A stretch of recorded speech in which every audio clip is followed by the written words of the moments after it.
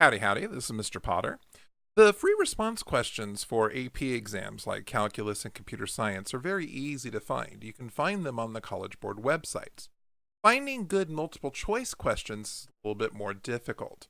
In the past, teachers were given every 2 years a series of course guidelines, basically, booklets that told them what topics were going to be covered on the AP exams.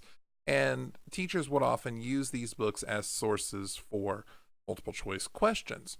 Nowadays, teachers actually have access to previously released AP exams through the audit website, but these also come with a huge security concern and a lot of teachers under close guard.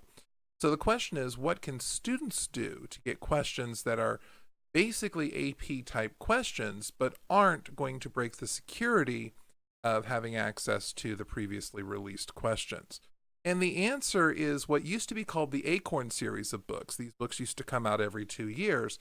Currently, though, they're called curriculum frameworks. And this curriculum framework is available off of the College Board website. I'll have a link down in the description. But what I want to do is I want to go through the multiple choice questions that are in the curriculum framework for AP Calculus AB and BC for the 2016-2017 years.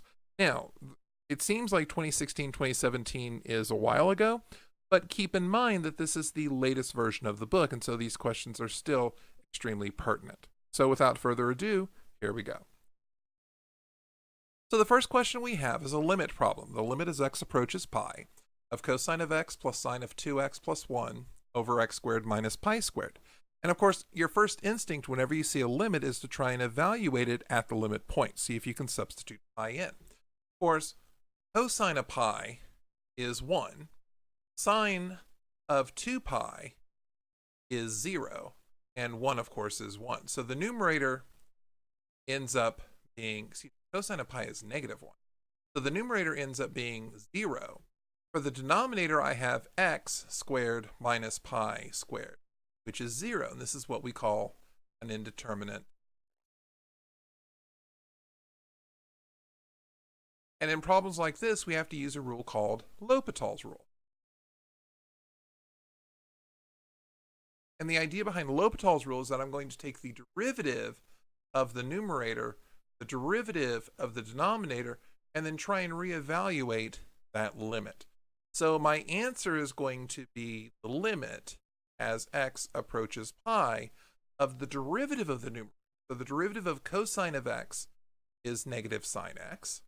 The derivative of sine 2x is cosine of 2x times 2, chain rule. The derivative of 1 is 0, so there is no constant term being added here. In the denominator, the derivative of x squared is going to be 2x. Minus pi is a constant, so pi squared is a constant. So I've got this function now, which I'm going to try again to evaluate at x equals pi. So doing this, I'm going to have negative sine of pi plus 2 times the cosine of 2 pi over 2 times pi. So sine of pi is negative 1, so negative sine of pi, sine of pi is 0, so the term is 0. Cosine of 2 pi is the same as cosine of 0, which is 1, and 2 times 1 is 2, so I end up with 2 over 2 pi, which gets me 1 over pi, so the correct answer. So again, whenever I have this indeterminate form, which looks like 0 divided by 0 or infinity divided by infinity, I want to try and use L'Hopital's rule, which requires taking the derivative of the numerator, derivative of the denominator, trying to reevaluate the limit. Keep in mind that as long as I keep getting indeterminate forms, I can reapply L'Hopital's rule to solve for this new limit. That's problem 1. On problem 2, we have to find the limit as x approaches infinity of this. Well, this is a little bit more complicated. I certainly don't want to try and evaluate the limit up here, but keep in mind that I really have a dominant term up here, x to the 4th, and I have a dominant term up here, x squared. So the question is, what happens if I multiply the top and bottom by 1 over x squared? If I do that, then I end up with the limit as x approaches infinity of square root of 9 plus 1 over x to the fourth, because keep in mind, this is really square root of 1 over x to the fourth, which I can distribute across. And if I distribute this across the denominator, I'm going to end up with 1 minus 3 over x plus 5 over x squared. And this looks like I'm making it more complicated because I'm involving division now. But keep in mind that if x is increasing without bound, these fractions where x is in the denominator are essentially becoming 0 when I quote substitute. So I end up with radical 9 over 1, which is 3. So B ends up being our best answer. Again, limits are a very important part of the AB curriculum, and since the BC exam covers about 3/5 made of AB questions, it's very good to go ahead and take a look at these limit questions. On to problem 3.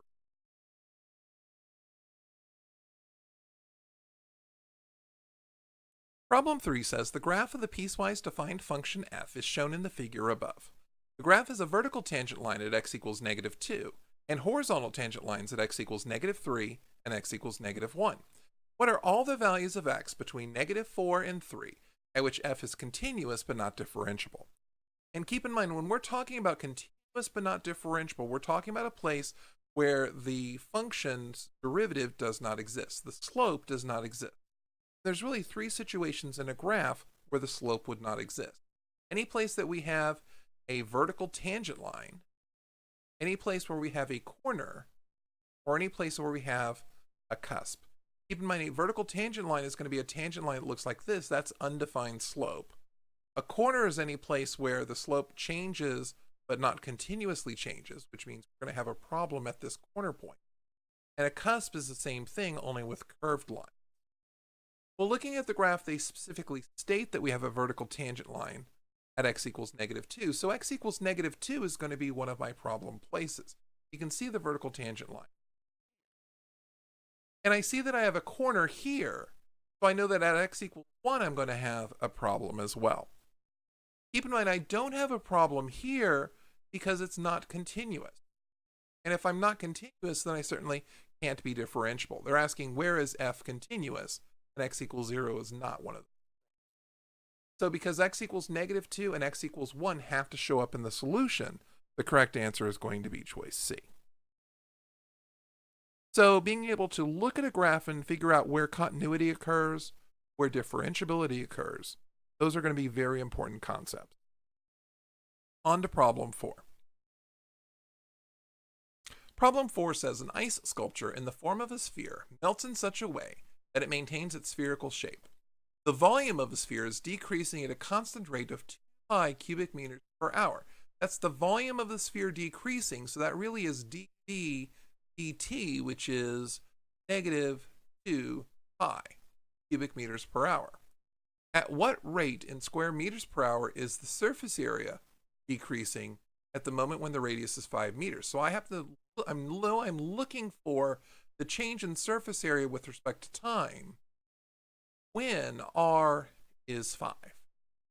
And luckily they give us the formulas here. They tell us that the surface area is 4 pi r squared and the volume is 4/3 pi r cubed. Now we're trying to find change in surface area with respect to time, so I'm going to take the derivative of this equation with respect to time. And when I do that, I'm going to end up with 8 pi r times dr dt. And this is a problem because I have no idea what this value is. Luckily, though, they told us the change in volume with respect to time is -2 pi. So dV dt, I take the derivative of volume with respect to pi, I end up with 4/3 pi times 3r squared dr dt. And this I'm going to have to solve for. Luckily, I know what r is, and I know what dV is. I happen to know that's -2 pi.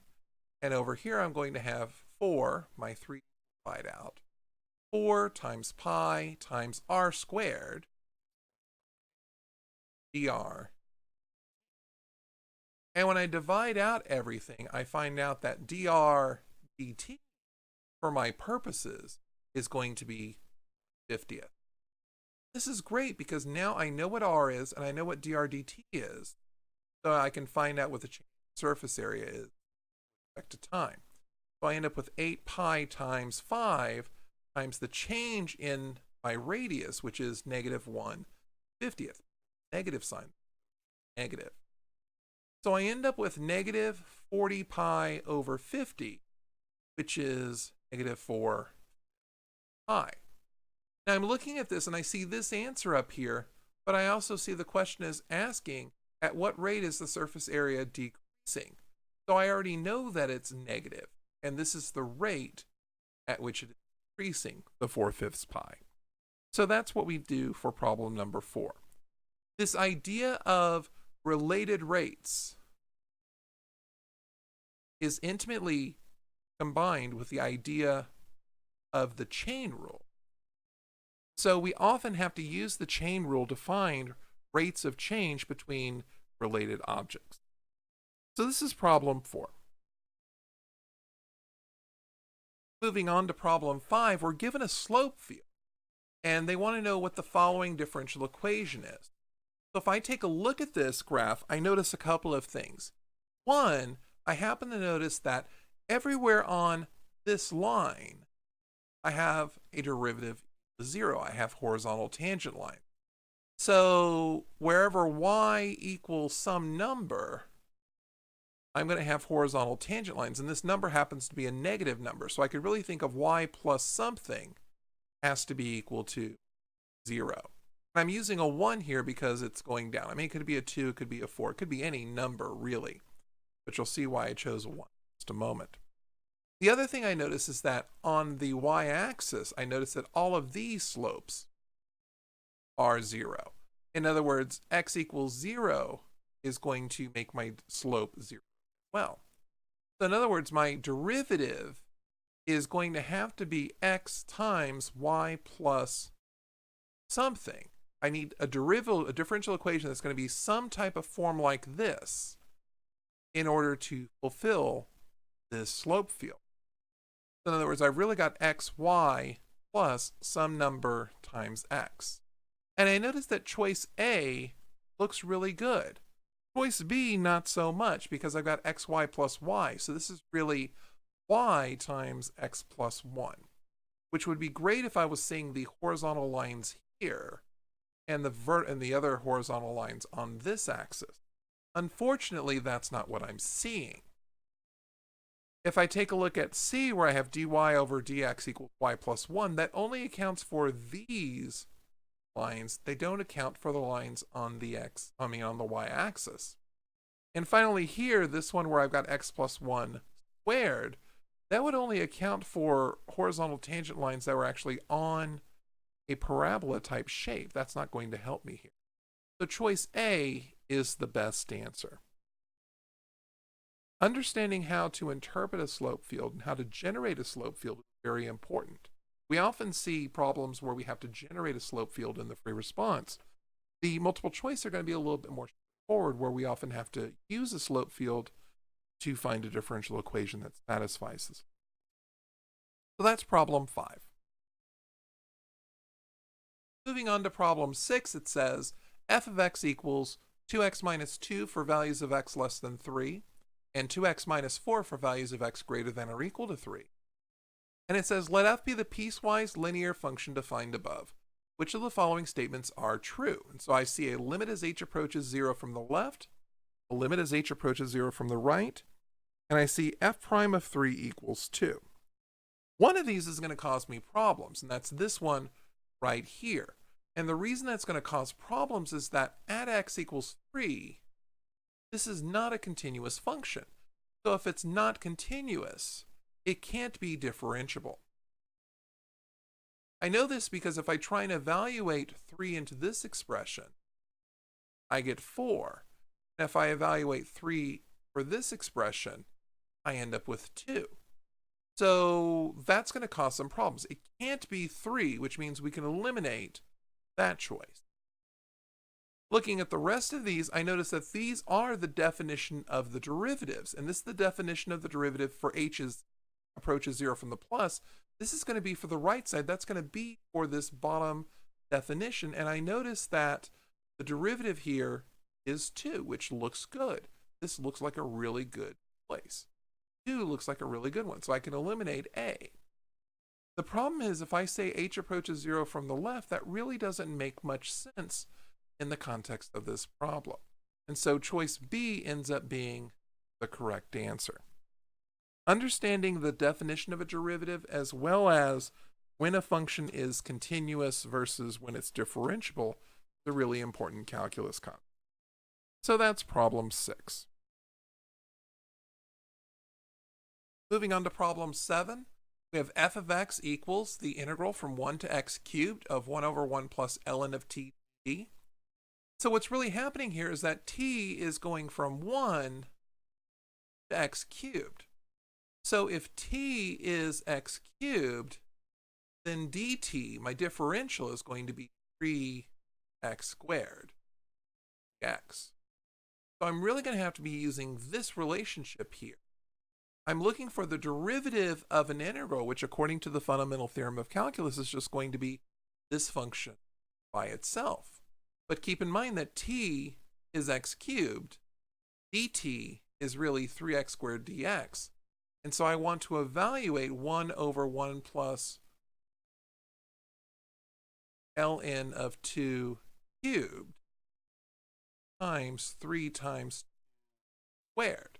I really need to substitute 2 everywhere I see an x and evaluate this. So I'm going to have 1 over 1 plus the natural log of 8 times 3 times 4 is 12.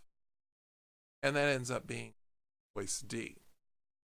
This idea of using the fundamental theorem of calculus, the idea that the derivative and the antiderivative are extremely related to each other, the idea that the integral of a function really is the antiderivative of a function, is something that's important to note here. So that's problem 7. Moving on to problem 8. Problem 8 says, which of the following limits is equal to the integral from 3 to 5 of x to the 4th dx? Keep in mind that when we're talking about converting an integral to a sum, we're really talking about dealing with 1 over n times delta n. We're really looking at our function. We're looking at these rectangles, and these rectangles are going to be evaluating our function at x and the thickness of these rectangles as delta x. So now this is really f of x plus delta x. And then this next rectangle is going to be at f of x plus 2 delta x. In other words, the number in the numerator is going to be increasing by a factor of k as k goes from 1 to n.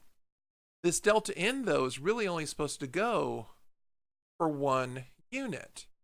So because we're actually increasing to 2 units, my delta n, this is really going to be 2 over n.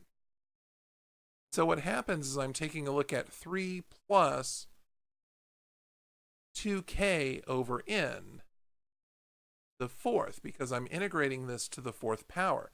I'm taking this and multiplying it times k, where k goes from 1 to n. And I'm going to have to multiply it times 2 over n. And so that's why D ends up being the best answer. The problem with C is that the delta x doesn't have this 2. The problem with B is that this delta x inside here doesn't have the 2. And the problem with A is that neither term has that 2 that we really need. And keep in mind that 2 comes from the difference from my lower bound to my upper bound of my integral. That's problem 8. Let's move on to problem 9. Problem 9 states that the function f is continuous from -4 to 4. The graph of f is shown, consists of 5 line segments, and they want to know what the average value of f on the interval from -4 to 4 is going to be. Keep in mind that my average value is going to be equal to 1 over b minus a times the integral from a to b of my function. f of x dx. And for our purposes, this is going to be a and b. So I've got 1 over 4 minus negative 4 times the integral from negative 4 to 4 of my function, f of x dx. Doing this, though, I've really got areas under the curve. Got areas that are above the curve, areas that are below the curve. I really need to treat these as different areas to find this integral. Well, here I've got a rectangle that's 2 wide and 1 tall, so the area here is 1. I've got an area here that's 3 wide and 2 tall. This is below the x-axis. This is a negative. I've got an area that's rectangle here that's 2 wide and 2 tall, so this has an area of 2. This is an area of 1 because it's a square. This is an area of a half because it's a triangle. So I've really got 1.5 for this integral because this negative 3 cancels out this positive 3 above the axis, leaving only this 1/2, 1 here. And I've got a 1/8 in front of this. Well, 1.5 is really 3/2. So I've got 1/8 times 3/2 going to be 3/16, and that's why choice B is our best answer. So being able to look at a graph, especially one composed of either straight lines or circles, is going to be very easy to deduce the integral by just taking the area under the curve, the area between the curve and the x-axis, and adding those geometric sections together. Because there is a geometric relationship between the area and the integral. That's problem 9. Moving on to problem 10, it says let y equals f of t be a solution to the differential equation dy dt equals ky, where k is a constant. Values of f for selected values are given from the table above. Which of the following is an expression for f of t? So we have a differential equation dy dt ky. Our first step in solving a differential equation is to separate our variables. So dy over y equals k times t, just multiplying both sides by dt and dividing both sides by y. Taking the antiderivative of both sides gives us the natural log of y equals kt plus some constant. And if I'm trying to solve for y, I'm going to need to exponentiate both sides. So it's going to be e to the kt plus a constant. And at this point, I've got two things that I don't know. I don't know k and I don't know c. But I have two values for this. So I've got a system of two equations, two functions. Also, what's important to note is that this is really e to the kt times e to the c. So you can really think of this as y being equal to a e to the kt. So looking at this, y of 0 is going to give me 4, but that's what happens when I substitute 0 for t, and e to the 0 power is 1, which tells me that 4a. Substituting a 2 into here means that I'm going to have 4 e to the k times 2, but I know that should be giving me 12. So that means that e to the k times 2, or 2k, equals 3. And I can take the natural log of both sides. And so I find out that k equals the natural log of 3 divided by 2. This is important because this k I need to look for and this a I need to look for. So I'm looking for y equals a times e to the ln of 3 over 2. And I see that right here, k times t. So I can rewrite this as t over 2 times the natural log of 3 to get choice A. And that's how solving a differential equation gives us. Keep in mind, whenever I'm doing a differential equation, I'm going to have to know two values because my solving of the differential equation will have two constants. My constants for the initial value of the function, as well as my constant for the rate of growth. That's problem 10.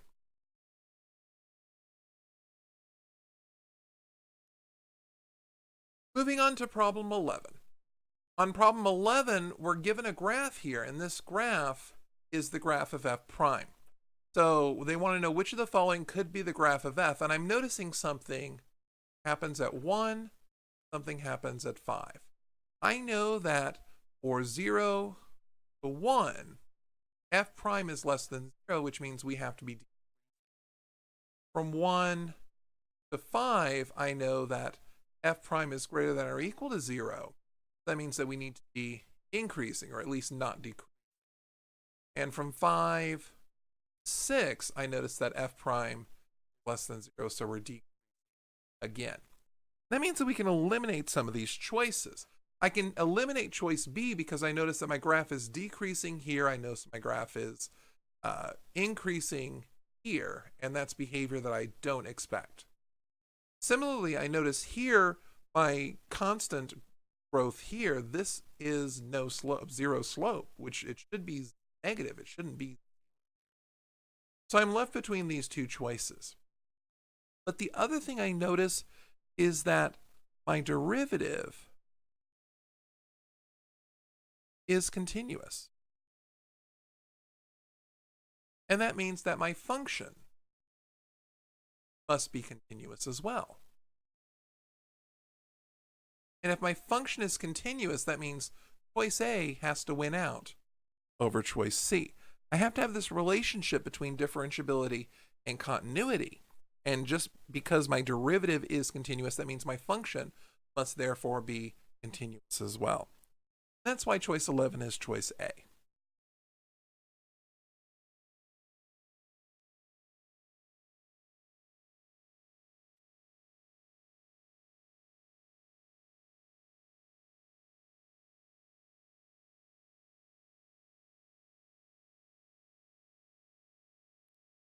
All right, so let's take a look at problem 12. Now, problem 12 is the first of our problems in our book that actually require a calculator, so I've got my calculator up here.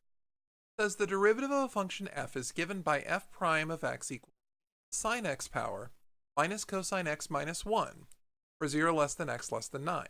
On what intervals is f decreasing? Keep in mind that f is decreasing when f prime is less than 0. So I actually want to take a look at when f prime is less than 0, and looking at a graph is probably going to be our best way to look at that. So I'm going to go ahead and plot this. I'm going to plot e to the sine x power minus the cosine of x minus 1. And I want to do this on a window, so I'm going to go ahead and set my window up. I'm going to set up a window that goes from 0 to 9. And then I'm going to go ahead and graph this. So I want to see what's happening here, and I see a couple of things are happening here. I notice that I'm negative from 0 to some point. That's where I hit the first place where I'm actually at the x-axis. And then this point here to this point here, I'm also negative. So I need to find where these values are. What's nice, though, is that I can eliminate choices C and D by looking at my graph. This is 50. Also, because of the limits that I'm using, here's 1, here's 2, here's 3, 4. So I'm going to be starting at someplace around 4, not starting at someplace around 5. That's 4, 5, 6, here's 7. So I'm going to be hitting again at some point at 7. Here's 8. So just by looking at the graph, I can eliminate choices B, C, and D, and choice A ends up being our best answer. So again, knowing how to use your graphing calculator is going to be easy. Keep in mind that if I actually had taken this, let me go back to home, if I had actually said, hey, I want to solve this equation, if I wanted to solve e to the sine of x minus cosine of x minus 1, solve it equal to 0, and solve for x. 1, this is going to take a long time. 2, you see this warning, more solutions may exist. This is going to cause some problems. This is going to take a long time. The graph part of the graphing calculator actually makes this a lot easier to work with this problem. And so it's a wonderful tool. Please know how to use your graphing calculator correctly. They're only going to ask you a few things on here. One is how to solve. Two is to actually look at the graph. Three is to find a derivative using your calculator. And four is to find an antiderivative or an integral using your calculator. So this is problem 12. On problem 13, it states the temperature of a room in degrees Fahrenheit is modeled by h, a differentiable function, the number of minutes after the thermostat is adjusted. Of the following, which is the best interpretation of h prime of 5 equals 2? Keep in mind that h is temperature in degrees Fahrenheit. So if I'm looking at h prime, then this is going to be the change in temperature, which means we're dealing with degrees Fahrenheit over our units of time, minutes.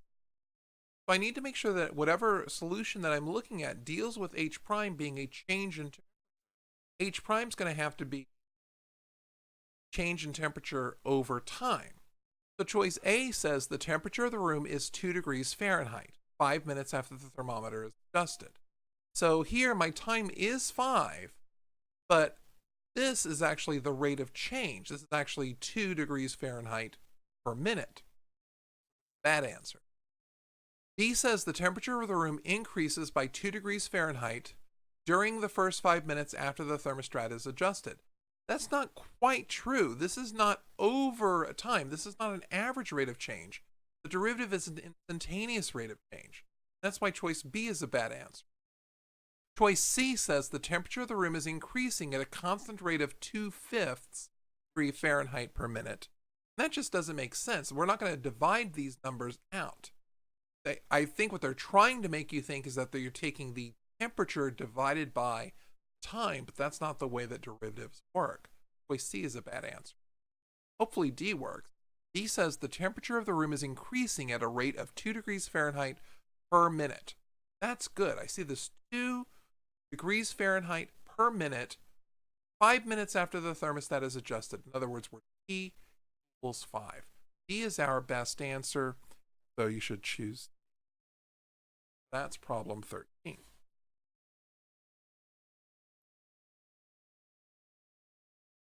On 14, it says a function f is continuous on the closed interval 2, 5, with f of 2 equals 17 and f of 5 equals 17. Which of the following additional conditions guarantees that there's a number c on the open interval 2, 5, such that f prime of c is 0? So, in other words, what they're saying is, if I have a graph where at y equals 17, x equals 2, and x equals 5, because I start and end at the same point, is there some way that's going to keep me from having some place in between where I have a horizontal tangent? And so there's 3 parts to this mean value theorem. First, my function has to be continuous on the closed interval AB. I have to have f being differentiable on the open interval AB. And f of A has to equal f of B. Looking from the initial statement of my problem, I notice that they've taken care of this third step because f of 2 and f of 5 are both equal to 17. And I know that they've mentioned that my function is continuous, but I haven't said anything about my function being differentiable. And the reason that differentiability is important is because I could see a situation where I am at this point, and I could have something like this where I have a cusp or a vertical tangent or a corner. That means that I'm never actually going to have a place where the derivative equals 0. I have to have differentiability in order to ensure that there's at least one spot where the derivative equals 0, and that means that choice C ends up being our best answer. So that's problem 14. Skipping 15. Calculator. On to problem 16. 16.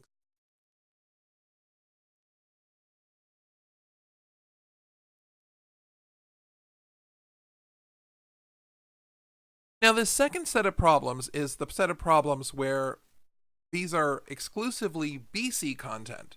These aren't AB content anymore. So these cover the additional topics that are covered in the BC core. In other words, these cover the power series. These also cover the vectors and polar information. Let's take a look at problem 1. The position of a particle moving in the xy plane, given by parametric equations x of t equals 6t over t plus 1, and y of t equals negative 8 over t squared plus 4. They want to know the slope of the line tangent to the path of the particle at the point where t equals 2. Keep in mind that normally when we talk about slope, we're talking about the change in y over the change in x. And in calculus, that's dy dx. But because y and x are all functions of t, I really have dy dt over dx dt. So I'm going to have to take the derivative of each of these functions and then substitute t equals 2 to find out what the slope is actually going to be. So for y prime of t, I notice that this is really negative 8 times t squared plus 4 to the negative 1 power. So if I'm taking the derivative, I'm going to use the power rule. So 8 times t squared plus 4 2 times the derivative of what's inside, which is t. So I end up with 16t over t squared plus 4 squared. And so y prime of 2 is going to be 32 over 4 plus 4 is 8, squared is 4, or 1/2. That's my numerator. For the denominator, I'm going to have to take the derivative of this fraction, which means I'm going to have to use the quotient rule. So I'm going to have the denominator, t plus 1, times the derivative of the numerator, 6, minus the numerator, 6t, times the derivative of the denominator, over the denominator. So I'm going to have to solve for x prime of 2 by substituting 2 into this mess. So 2 plus 1 is 3 times 6 minus 6 times 2 times 1 over 2 plus 1 squared. So I'm going to have 18 minus 12 over 9, or 2/3. So I have 1/2 divided by 2/3. And when I do this calculation, of course, dividing by a fraction, I multiply by the reciprocal, and I get 3/4. Choice C ends up being the best answer. So this is another way of doing the chain rule. If I want to find the slope, I need to figure out the change in y over the change in x, but it really is a chain rule problem. So that's problem number 1. On to problem 2. It says let f of x be the solution to the differential equation dy dx equals 1 plus 2y with initial condition f of 0 equals 1. What is the approximation for f of 1 if Euler's method is used, starting at x equals 0 with a step size of 0.5? Keep in mind that the equation of a line is supposed to be y minus y1 equals m times x minus x1. And whenever we're doing Euler's method, we're doing this substitution. We're just doing it a repeated number of times. In this case, because our step size is 0.5, we're really doing it 2 times. So for our first time, our initial condition is x equals 0, y equals 1. So x equals 0, y equals 1, and my slope is 1 plus 2 times y, which is 3. And so my tangent line solution is y minus 1 equals 3 times x minus 0. And I need to substitute what happens when x equals 0.5, my step size.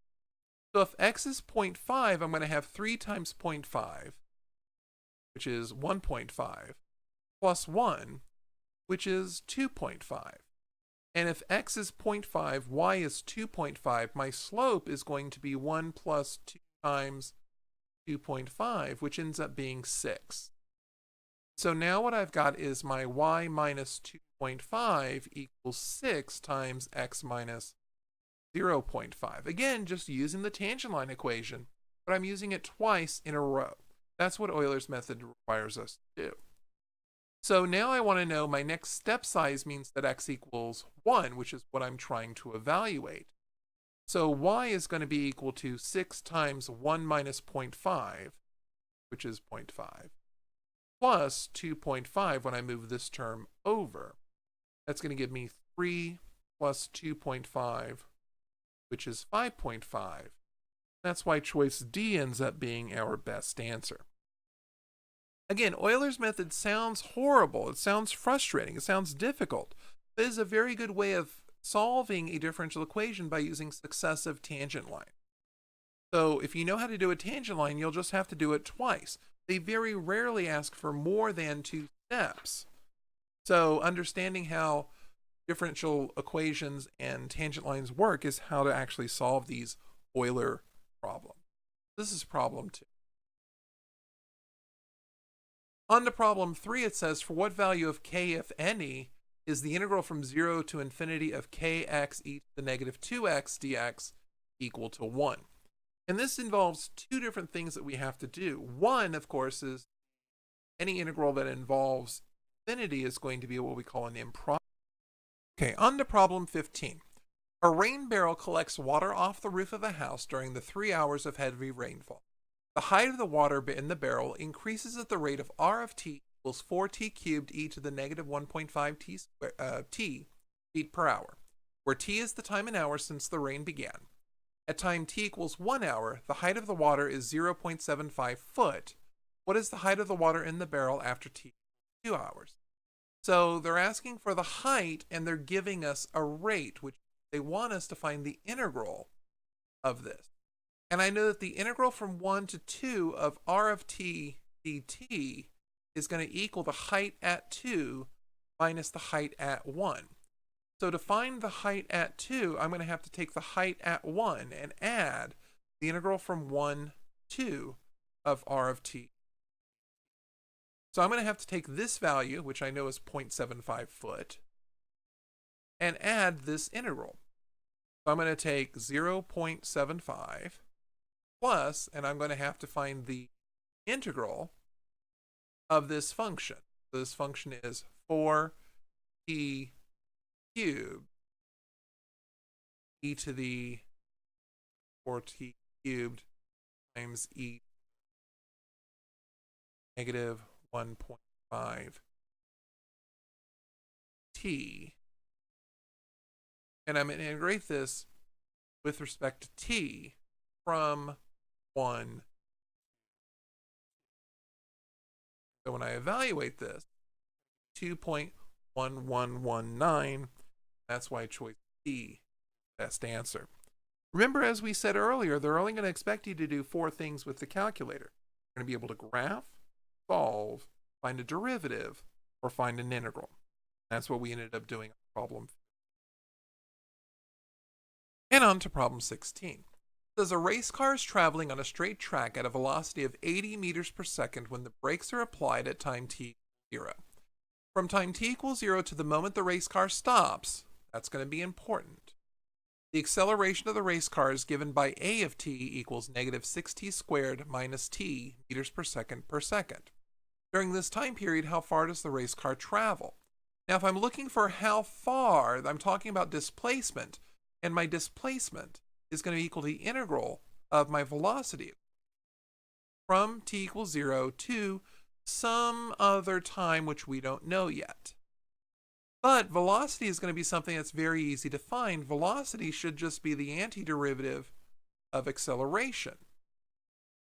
So if I look at the antiderivative of this function, my velocity function at times t is going to be equal to negative 6t cubed over 3 minus t squared over 2 plus a constant. And of course, this constant, very nice 80, because v of 0 is going to be 0 plus 0 plus c, but I know that has to equal 80.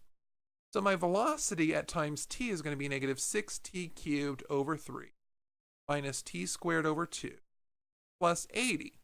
And I want to know when this is equal to 0, because that's the moment that my race car stops. That's going to be this upper bound. So I want to know when this happens. So again, I need to know how to solve a problem. So I need to solve negative 6t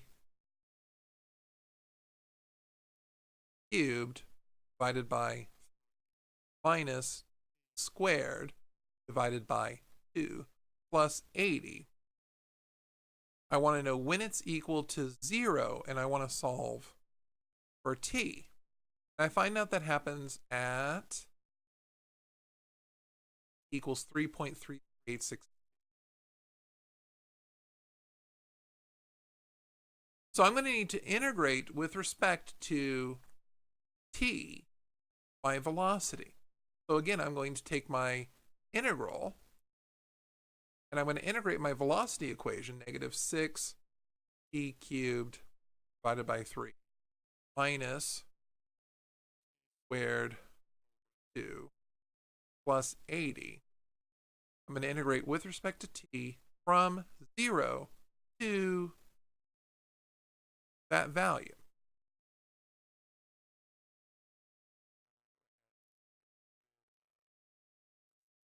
I just have that value in there.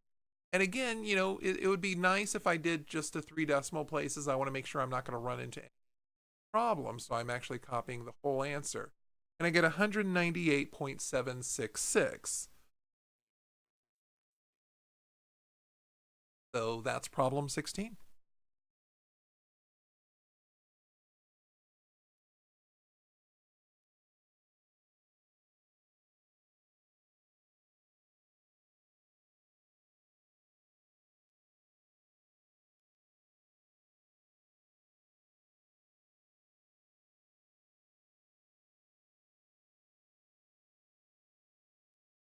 Now, this second set of problems is the set of problems where these are exclusively BC content.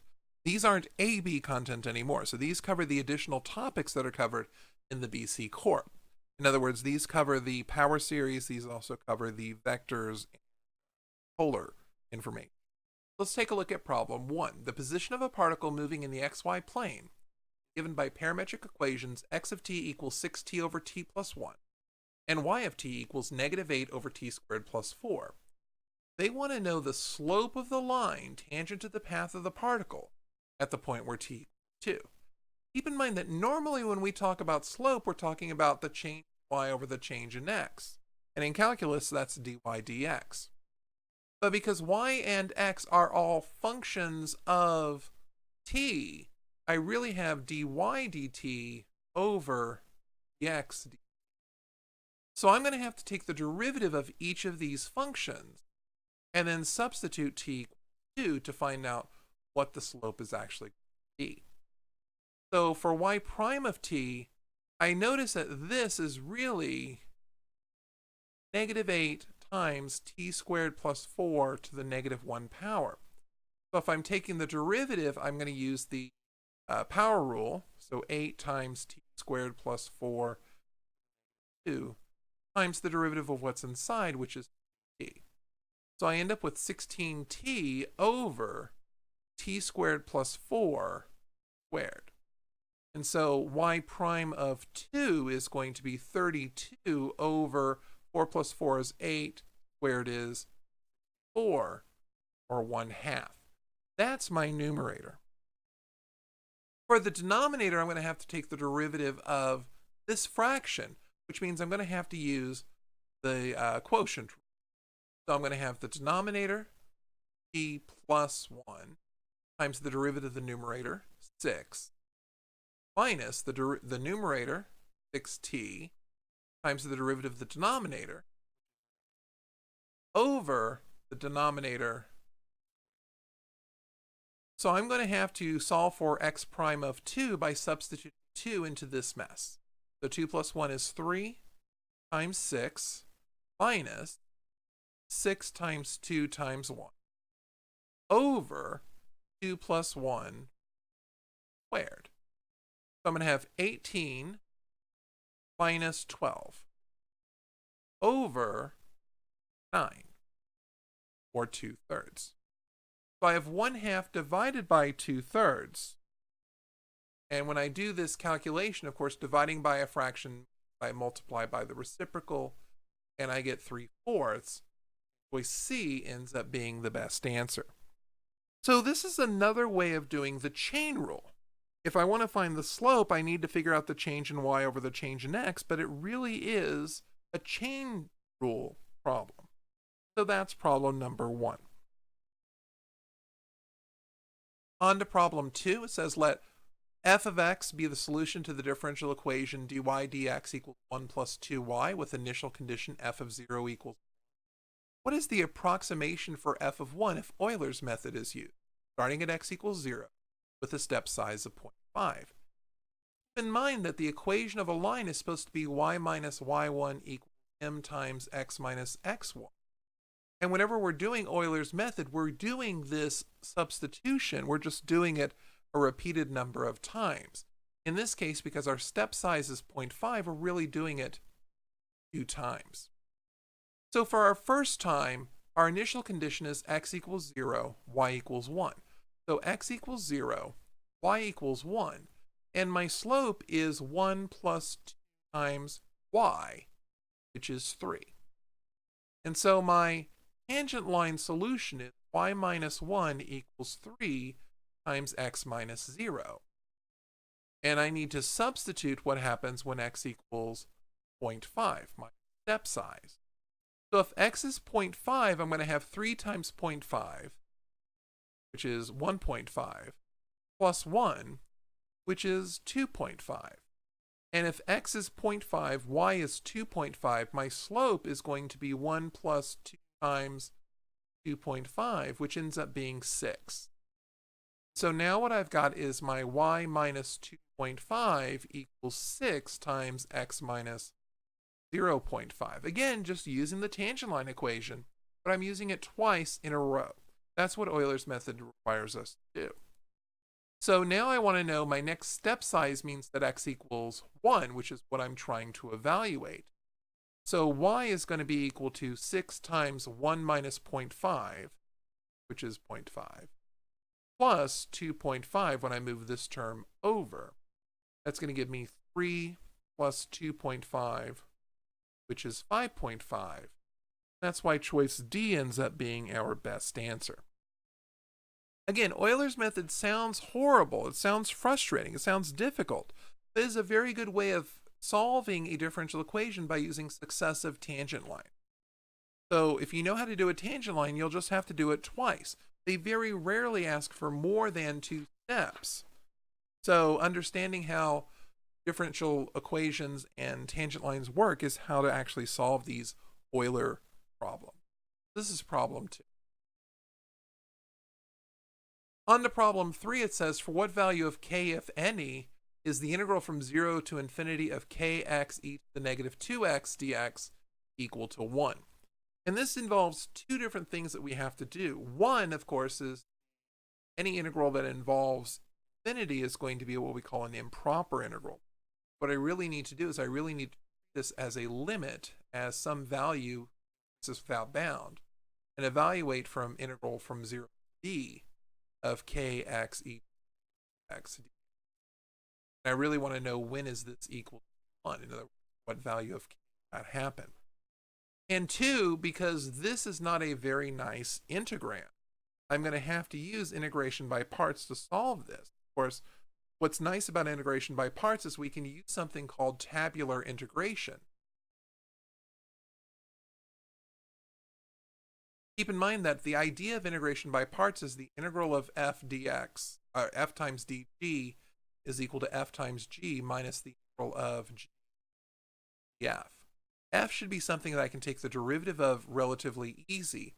dg should be something that I can take the antiderivative of very easy. So looking at this, I'm looking at f and dg, linear term and negative 2x term, respectively. The idea is that f, as I take successive derivatives, it should go away. And dg is something I can take the antiderivative of fairly easily. And the idea is that if it's an exponential, I can take the antiderivative very easy. I just end up dividing by this coefficient.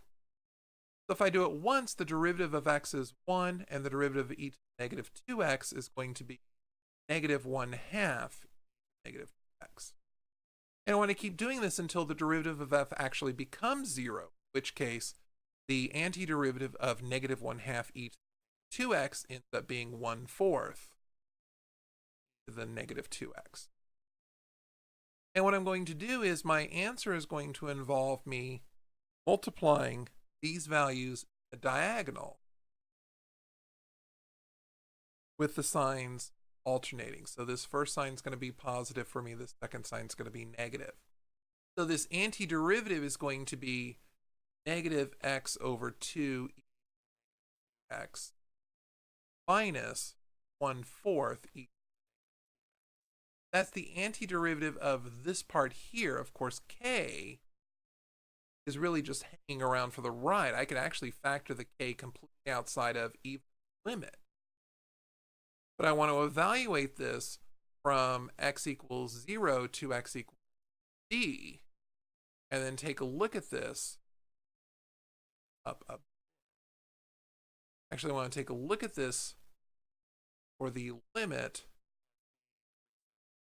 out bound. So the k I'm going to worry about at the end. I want to do the limit as b increases without bound, but now I want to evaluate at k x equals b and at x equals 0. Substituting at x equals b, I'm going to have negative b over 2 e to the negative 2 minus 1/4 e to the negative 2. All of that minus what happens when I substitute x equals 0. At x equals 0, this ends up being negative 0 over 2 x times 0 minus 1/4 e to the negative 2, 0.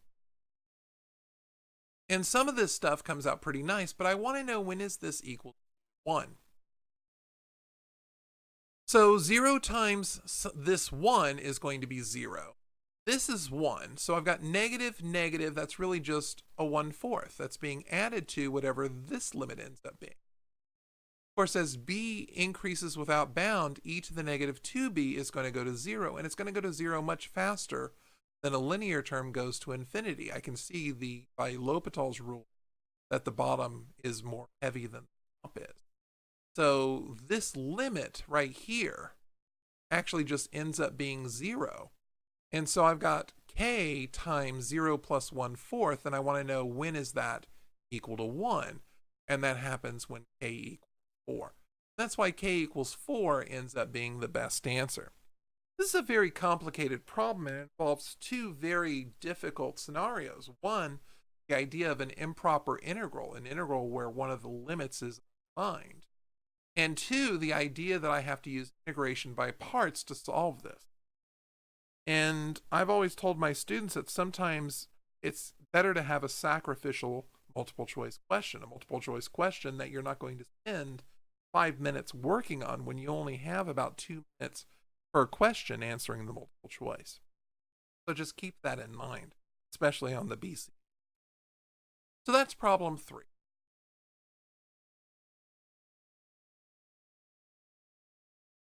On to problem 4, it says the Taylor series for a function f about x equals 0 converges to f for negative 1 less than x less than 1. The nth degree Taylor polynomial for f about x equals 0 is given by this formula. P of n equals the sum of negative 1 to the k times x to the k over k squared plus k plus 1. Of the following, which is the smallest number m for which the alternating series bound guarantees that f of 1 minus p4 of 1 is less than m. Keep in mind that the alternating series error bound says that my error has to be less than or equal to the absolute value of the next term. And for us, since we're talking about p sub 4, we want to know what happens when we're dealing with this when k 5. So I'm going to have negative 1 to the 5th times x, which they're telling us x is 1, to the 5th over 5 squared plus 5 plus 1. And I want to know what's happening when k equals 5, x equals 1. Of course, absolute value means I really don't need to worry about this negative. 1 to any power is going to give me 1. And 5 squared is 25, another 5 is 30, another 1 is 31. So I get 1/31st. That's why our best answer is choice C. Understanding how Taylor polynomials work, as well as how the alternating series error bound keeps our bound down, allows us to make this a relatively simple problem, even though Taylor series looks scary. So that's problem 4.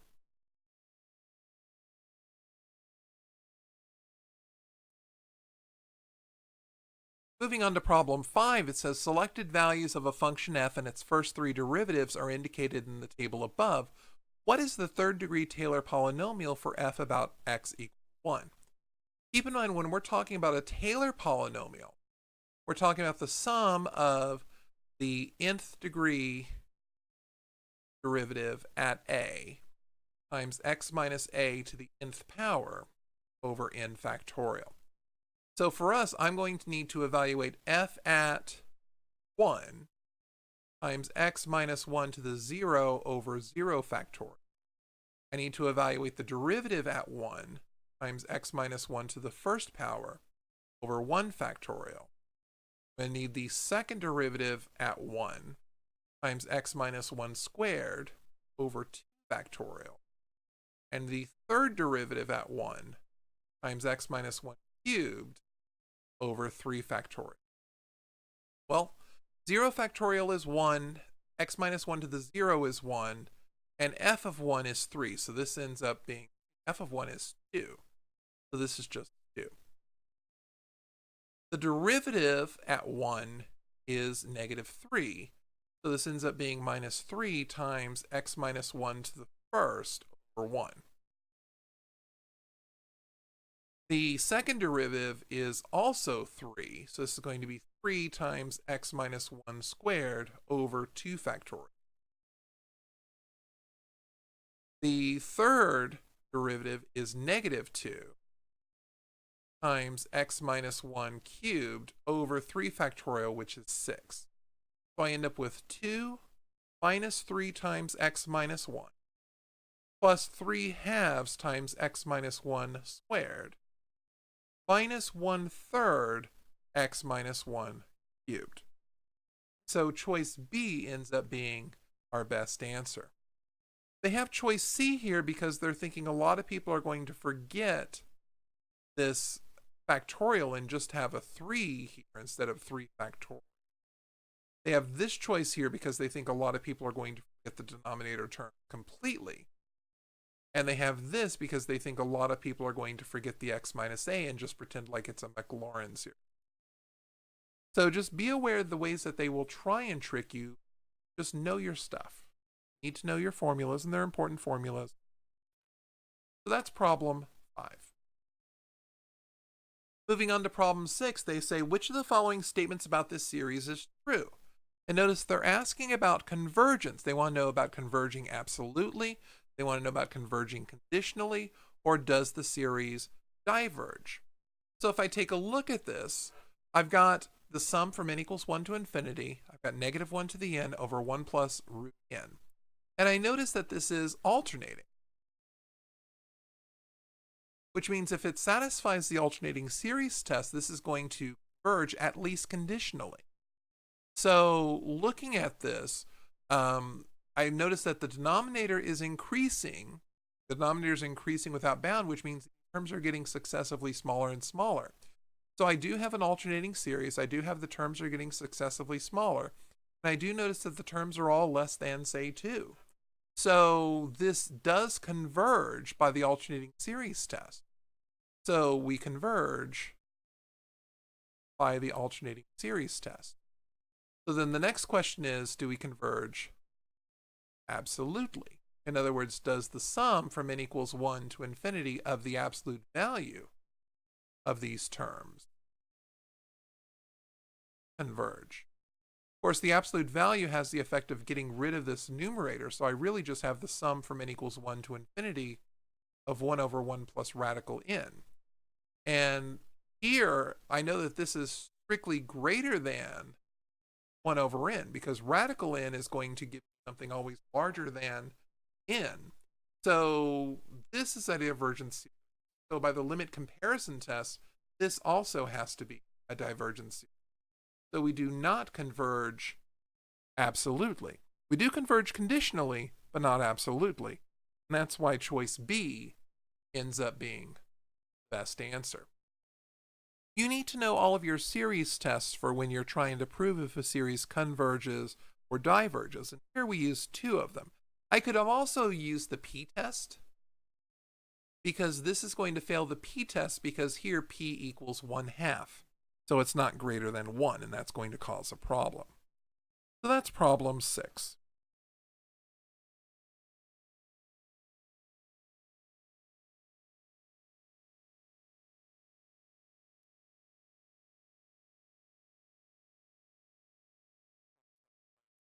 Moving on to problem 8.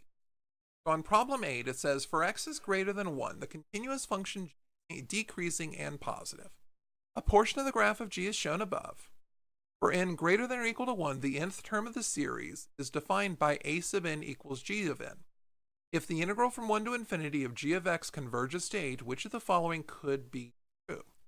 So I'm looking at this. Keep in mind that they're asking about the series of a sub n's. And I know that a sub n is really defined to be g sub n. So really a1 plus a2 plus a3 plus dot dot dot. This is really g of 1 plus g of 2 plus g of 3 dot dot dot. But I can really think of this as 1 times g of 1 plus 1 times g plus 1 times g dot dot dot. Now, why am I writing this? Well, because I can think of these as rectangles with the width of 1 and a height of whatever the y value is. In other words, I've got a rectangle here. Height is the function on the graph. That's what this first term represents. I've got another function here whose height is g of 2. That's what this term is. Another one here and another one here. Now, I know by the integral test that if the integral converges, the series has to converge. That means choice D can't work for me. So what I end up with is it has to be A or B or C. In other words, the sum has to be exactly equal to the integral, or less than the integral, or greater than the integral. But remember that an integral represents the area under the curve, and my series represents that area plus extra pieces. So for us, this sum has to be greater than the integral. So I need something that's bigger than 8. And that leaves choice C. Choice C is the only one that's bigger than 8. Choice C is my only possible. So that's problem 8. And that concludes the multiple choice problems that are found in this Acorn book. Keep in mind that the Acorn books are a wonderful source of multiple choice questions. Also keep in mind that if you're taking the BC test, you really should be able to answer all of the AB questions as well. Once again, this is Mr. Potter. Thank you for watching. Have a great day.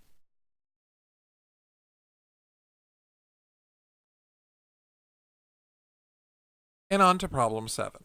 Problem 7 says at time t greater than 0, a particle moving in the xy plane has a velocity vector given by v of t equals the component 4e to the negative t power and the component sine of 1 plus radical t. What is the total distance the particle travels between t equals 1 t equals 3? So keep in mind that when I'm talking about velocity, this is really going to be dx dt and dy dt. And this is important because the total distance is equal to the integral for us from 1 to 3. Square root of dx dt squared plus dy squared t. So I'm going to need to integrate this, and I'm going to go back to my calculator. I'm going to find the integral of the square root of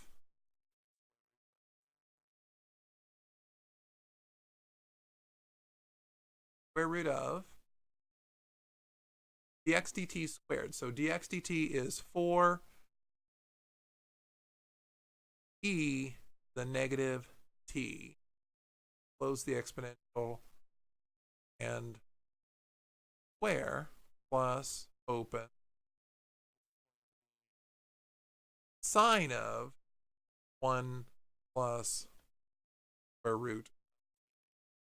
Close the square root, sine, and squaring, close the radical, and I'm integrate with respect to t from 1, 3. I'm going to take a little bit because it's a pretty complicated function. I get 1.8606.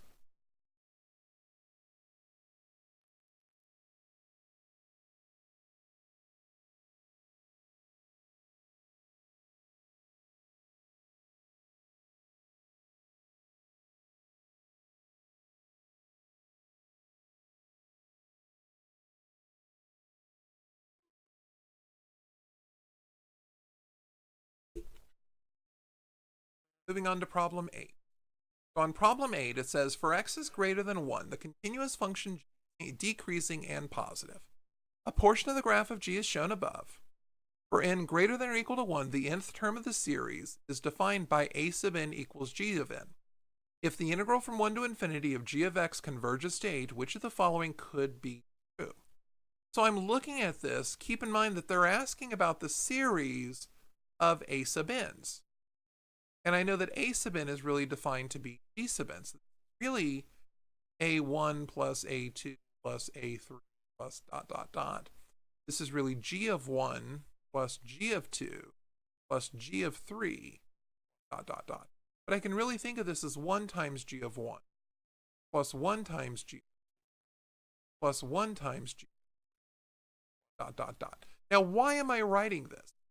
Well, because I can think of these as rectangles with the width of 1 and a height of whatever the y value is. In other words, I've got a rectangle here. Height is the function on the graph. That's what this first term represents. I've got another function here whose height is g of 2. That's what this term is. Another one here and another one here. Now I know by the integral test that if the integral converges, the series has to converge. That means choice D can't work for me. So what I end up with is it has to be A or B or C. In other words, the sum has to be exactly equal to the integral, or less than the integral, or greater than the integral. But remember that an integral represents the area under the curve, and my series represents that area plus extra pieces. So for us, this sum has to be greater than the integral. So I need something that's bigger than 8. And that leaves choice C. Choice C is the only one that's bigger than 8. Choice C is my only possible. So that's problem 8. And that concludes the multiple choice problems that are found in this Acorn book. Keep in mind that the Acorn books are a wonderful source of multiple choice questions. Also keep in mind that if you're taking the BC test, you really should be able to answer all of the AB questions as well. Once again, this is Mr. Potter. Thank you for watching. Have a great day.